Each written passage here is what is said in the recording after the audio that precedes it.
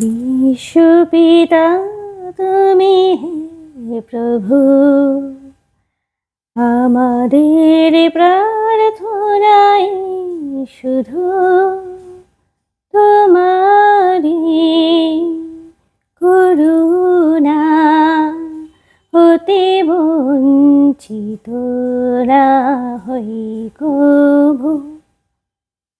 কিন্তু প্রতিনিয়ত বঞ্চিত হয়ে চলেছে সমাজের বেশিরভাগ অংশে। কখনো বিতাড়িত কন্যা সন্তান, কখনো বিতাড়িত অবৈধ সন্তান।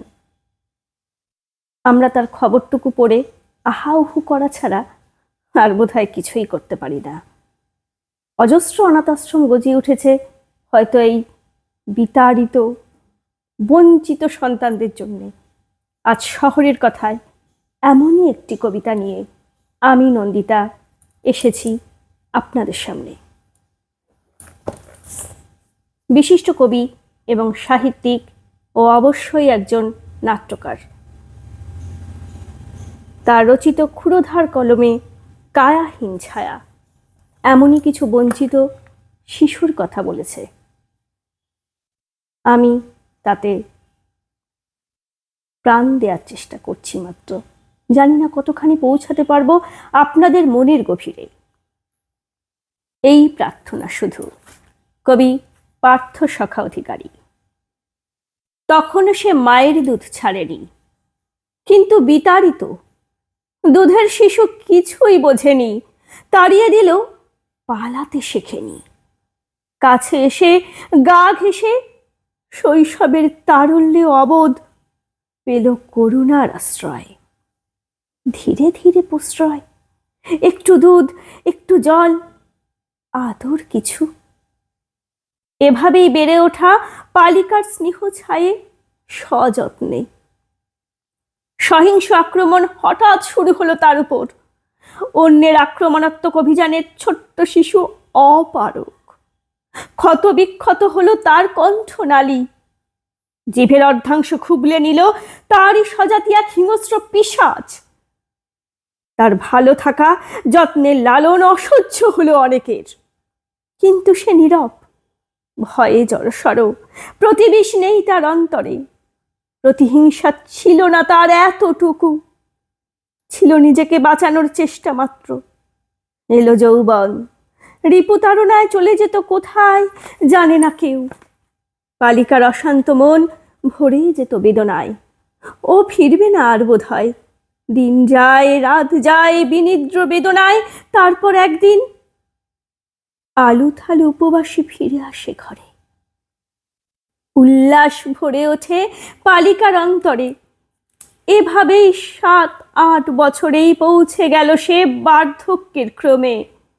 অহিংস মনে এলো অবসাদ নেমে। শক্তিহীন জীর্ণ দেহে নেই প্রতিবাদ বাঁচার তাগিতে। হয় শুধু ভীত সে, হিংস্রের উল্লাসে শত্রুর আক্রমণ থেকে তাকে বাঁচাতে বন্ধনে আবদ্ধ হলো বার্ধক্য। তারপর একদিন মুহূর্তের বন্ধন ছিন্নতা এনে দিল ক্ষততা রক্তিম অভিনন্দনে। চির ক্ষুধাকে সঙ্গে নিয়ে চিরদিনের জন্য চলে গেল সে।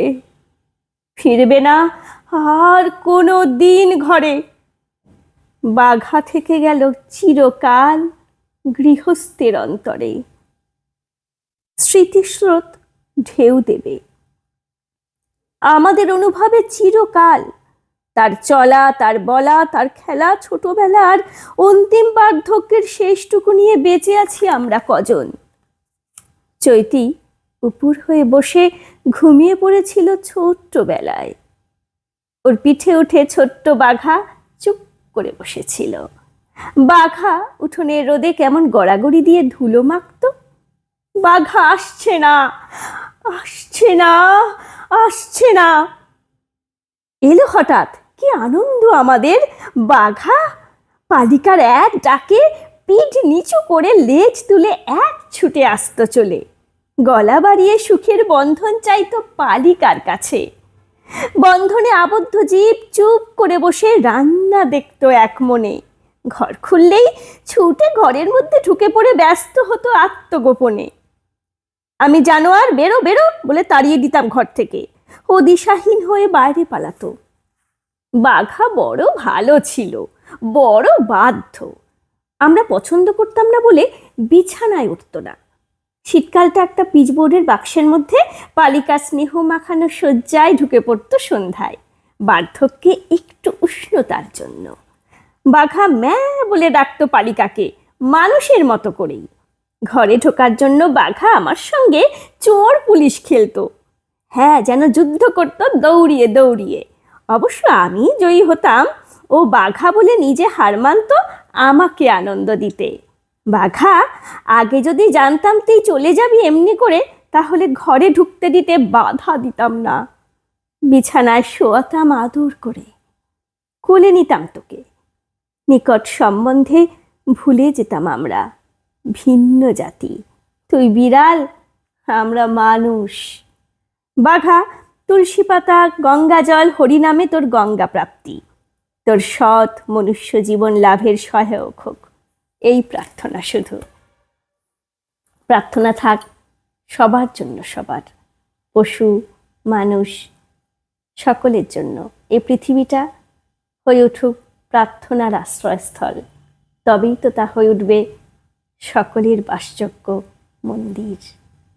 নমস্কার, ভালো থাকবেন।